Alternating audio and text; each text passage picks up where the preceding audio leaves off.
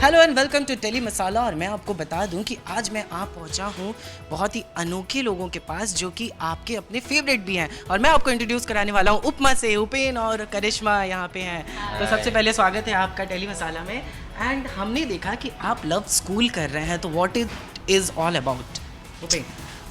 Love school बहुत खूबसूरत concept है, वेरी क्लोज टू माई कृष्ण's heart. It's about solving love issues, जो लोग के जो लव प्रॉब्लम्स होते हैं, जो ट्रस्ट के इश्यूज़ होते हैं या कमिटमेंट के इश्यूज़ होते हैं, कम्युनिकेशन जो इश्यूज़ होते हैं, हम कोशिश करते हैं उन लोग को गाइड करने के लिए। कुछ टास्क देते हैं, कुछ लेसन्स देते हैं कि वो आगे कैसे बढ़ सकते हैं उनकी रिलेशनशिप में। तो करिश्मा, कितने ज़्यादा लेसन्स देने पड़े? काफ़ी सारे लेसन्स देने पड़े क्योंकि I think love relationship problem सबको होते हैं। हम लोग भी फेस करते हैं। सो ऐसा कुछ नहीं कि हम लोग लव गुरुज हैं तो हमारे प्रॉब्लम्स नहीं है, सबके प्रॉब्लम्स होते हैं।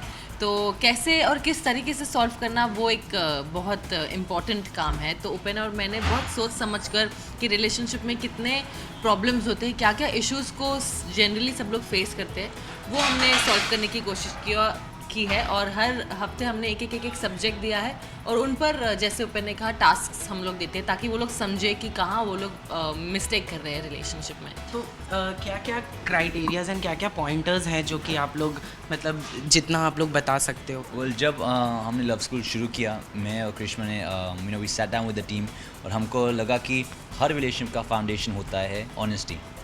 तो हमने ऑनेस्टी रखा है। फिर हमारे स्कूल में 4 पिलर्स है, जिसमें लव, रिस्पेक्ट, कम्युनिकेशन और ट्रस्ट है।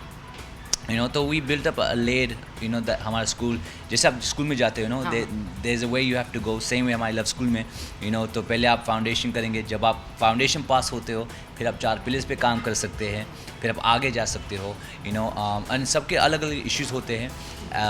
एंड कभी कभी लोगों को लगता है कि इश्यू पार्टनर के साथ है, और कभी कभी खुद के साथ होते हैं, तो हम वो भी सॉल्व करते हैं और गाइड करते हैं। एंड ऑल्सो लव स्कूल में हमारे पास एक प्रोफेशनल थेरेपिस्ट हमारे साथ है। तो even though it's a fun love school, it's also serious love school, and एक मैसेज भी है यंगस्टर्स के लिए।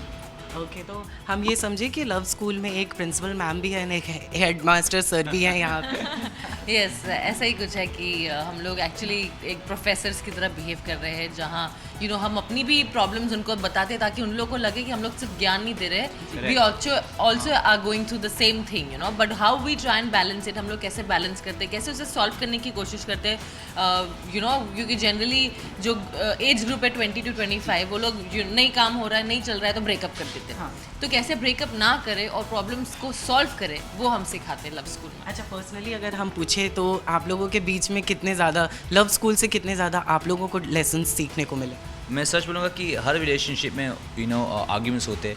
आई think the perfect relationship is about balance, क्योंकि we have different opinions, but कभी कभी हम एग्री करते हैं टू डिसएग्री। इट्स अंडरस्टैंडिंग, हम कम्युनिकेट करते हैं, ट्रस्ट है हमारे बीच में। तो I think sometimes we are grateful that we're not in this love school, but also मुझे लगता था कि before Krishma, my past experiences have brought me to this stage, और जब I never had a mentor or love mentor, तो ये definitely अच्छी बात है क्योंकि हमारी जो एक्सपीरियंस है as a couple together and now as individuals, हम स्टूडेंट्स के लिए we can give them an insight so they don't make mistakes we made. तो करिश्मा, हम ये भी पूछेंगे कि कौन अगर इतने सारे हैं तो लव स्कूल में जितने कपल्स होंगे उसमें से कोई ना कोई तो एक दूसरे में से डोमिनेटिंग होते हैं, तो आप दोनों में से कौन है?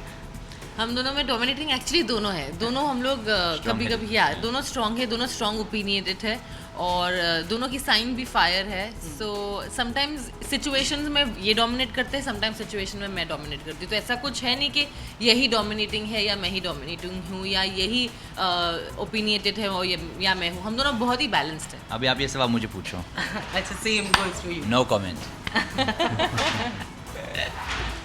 अच्छा, हम ये पूछना चाहेंगे कि कोई ऐसे एम्बैरेसिंग मोमेंट्स आए कपल्स के साथ जो आप शेयर करना चाहो अपने फैंस से?